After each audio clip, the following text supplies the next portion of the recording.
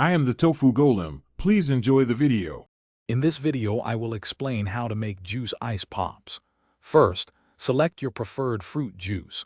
About 2 cups is usually enough for a standard set of molds. Ensure you have appropriate ice pop molds and sticks ready. For an extra treat, you might want to prepare some small, diced fruit pieces to mix in later. This simple process ensures delicious, refreshing treats every time. Now, let's prepare your juice. If you're using unsweetened juice, you might want to add 1 to 2 tablespoons of honey or maple syrup for a touch of sweetness.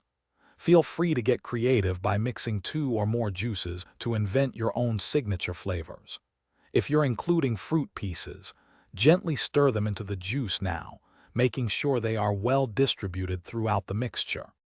Next, it's time to fill your molds. Carefully pour the prepared juice into each ice pop mold, being sure to leave about 1/4 of an inch of space at the top. This allows for expansion as the juice freezes. Then, firmly insert the ice pop sticks into the designated slots in the molds. Place the filled molds upright in your freezer, ensuring they are stable. Allow your ice pops to freeze for a minimum of 4 to 6 hours, or until they are completely solid. Once frozen, run a little warm water over the outside of the molds for a few seconds. This helps release the pops easily. Now you can enjoy your delicious homemade juice ice pops. For more great tips and deals, and a book that can truly change how you think about money, check the description below.